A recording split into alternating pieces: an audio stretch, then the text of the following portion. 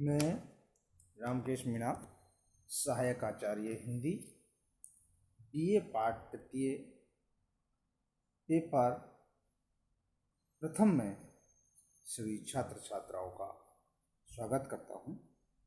जैसा कि हमने पिछली कक्षा में नई कविता के बारे में संक्षिप्त अध्ययन किया, हम नई कविता के बारे में और विस्तृत अध्ययन करेंगे और नई कविता की काव्यगत प्रवृत्तियाँ क्या हैं, नई कविता इसके बारे में आज अध्ययन करेंगे। तो सबसे पहले नई कविता का प्रारंभ कहाँ से होता है, इसके मुख्य कवि कहते हैं, जो हमने पिछली कक्षा में बताया था। तो भारतीय आज़ादी के बाद लिखी गई रचनाओं को नई कविता के नाम से जाना गया। ये शीर्षक सहसा चौंका देने की प्रवृत्ति का सूचक रहा है। नया शब्द उन प्राचीन परंपराओं, मान्यताओं, सीमाओं, मूल्यों पर विरोध स्वरूप है जो वैचारिक व शिल्प की दृष्टि से रूढ़ होकर रह गए हैं। ये संघर्ष नवीनता को खोजने की आकांक्षा का प्रतिफल है।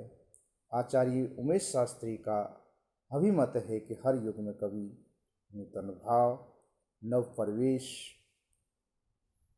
अभिनव शिल्प तथा नई शैली की तलाश में रहा है और कुछ न कुछ खोज कर साहित्य को नवीनता दे रहा है। नई कविता से ये तलाश रुक गई हो या क्रम ठहर गया हो, ऐसी बात नहीं। यह निरंतर काल से चली आ रही प्रवृत्ति सृजन के इतिहास के साथ सर्वदा जुड़ी रहेगी। हर नई तलाश नई कहलाएगी। इस नएपन की कोई सीमा नहीं हो सकती।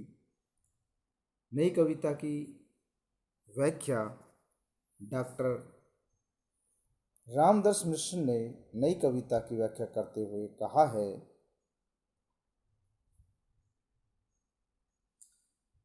कि नई कविता भारतीय स्वतंत्रता के बाद लिखी गई उन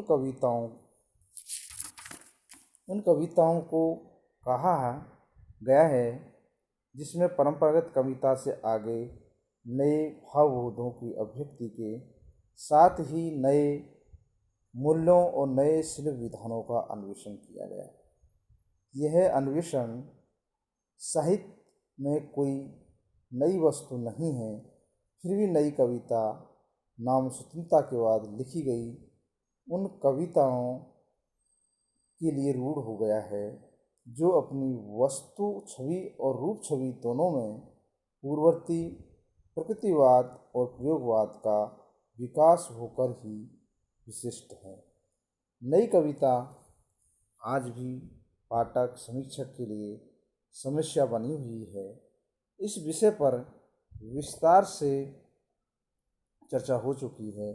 अनेक समीक्षकों द्वारा समीक्षा ग्रंथ लिखे गए जा चुके हैं, किंतु अभी उसकी निश्चित परिभाषा नहीं की जा सकती। नई कविता में निराशा, कुंठा, अनास्था, अनिश्चितत्व, कुत्सा, अवसाद आदि तत्वों का समावेश है, जिसमें यह चिंतन धारा ने समाज से दूर और व्यक्ति के निकट हो चला है।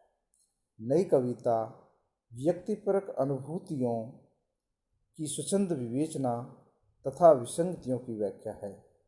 मानव समाज के लिए विविध पहलुओं को राजनीतिक, सामाजिक, धार्मिक, सांस्कृतिक आदि को छोड़कर सृजन मात्र को स्वीकार करने वाली विचारधारा का नाम ही नई कविता है। नई कविता का जन्म मुक्त चेतना की प्रतिक्रिया के रूप में हुआ था, किंतु सने सने इस धारा के भी मूल्य स्थापित होने लगे और नकारात्मक प्रवृत्ति का स्वरूप बदलने लगा। इस तरह आगे जाकर डॉक्टर इंद्रनाथ मदान ने नई कविता के संदर्भ में इस प्रकार लिखा है कि नई कविता बीज रूप में तार सप्तक के कवियों से प्रारंभ होती है, परंतु स्वतंत्र काव्य प्रवृत्ति के रूप में इसका स्वरूप स्पष्ट आभास तथा उसकी निश्चित उपलब्धि तीसरे तार सप्तक की रचना तथा नई कविता के अंकों में आकर मिलती है। नई कविता का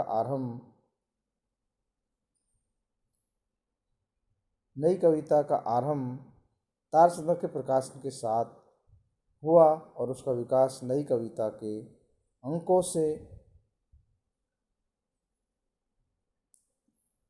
से हुआ। प्रथम तार सप्तक में सच्चिदानंद, हीरानंद वात्स्यायन अग्गे, गजानन नादम मुक्तिबोध, गिरिराज कुमार माथुर, प्रभाकर माचवे, नेमीचंद्र जैन, भारत भूषण, रामविलास शर्मा की कविताएं हैं। दूसरे तार सप्तक में भवानी प्रसाद मित्र, शकुंतला माथुर, हरिनारायण व्यास, शमशेर बहादुर सिंह, नरेश कुमार मेहता, रघुवीर शाह व धर्मवीर भारती की कविताओं का संकलन है। और तीसरे तार सप्तक में प्रयाग नारायण त्रिपाठी, कीर्ति चौधरी, मदन वात्स्यायन, केदारनाथ सिंह, कुंवर नारायण, विजय देवनारायण शाही व सर्वेश दयाल सक्सेना की कविता हैं। इस प्रकार प्रथम तार सप्तक, दूसरे तार सप्तक और तीसरे तार सप्तक की विभिन्न जो कवियों का तार 7 कवियों का जो समूह है उसके आधार पर ये सप्तक के नाम पड़े हैं। जो प्रथम तार सप्तक, द्वितीय तार सप्तक और तृतीय सार्थक और चतुर्थ सार्थक के नाम से जाना जाता है। प्रथम तार सप्तक का हमने पिछली कक्षा में अध्ययन पढ़ा। इसी तरह दूसरे तार सप्तक और तृतीय और चतुर्थ सार्थक।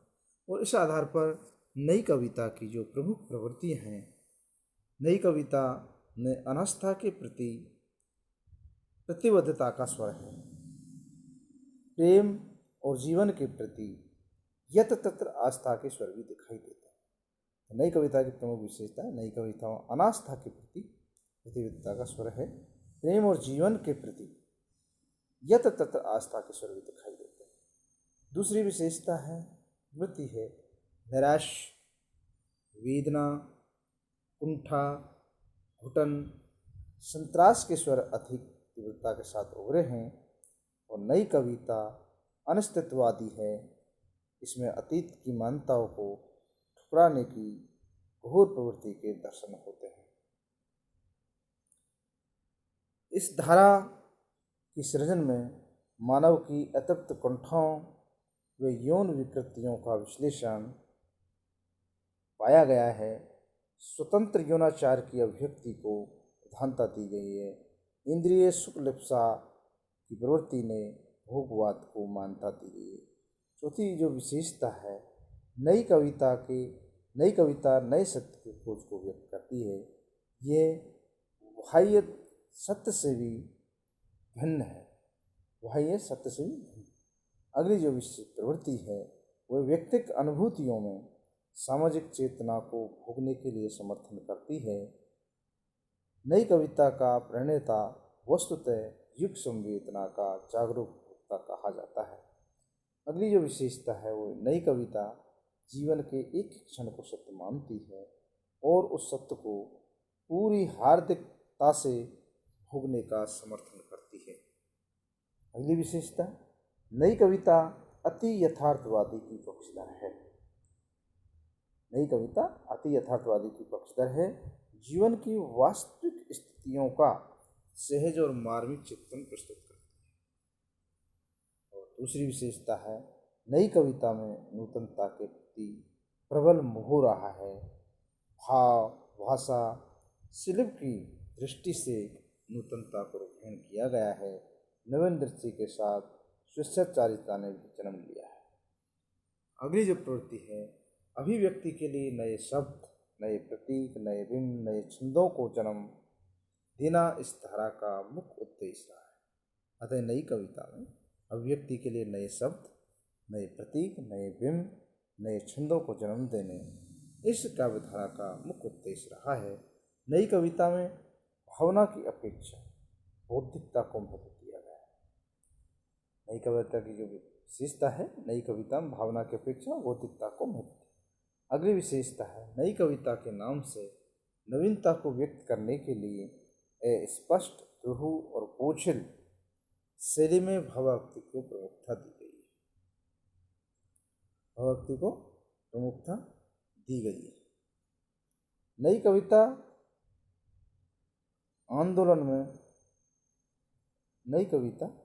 आंदोलन में आधुनिक कविता, कविता, नई पीढ़ी की कविता, समसामयिक कविता, दिगंबर कविता आदि ने जन्म लिया और आज भी नए नामों का जन्म हो रहा है।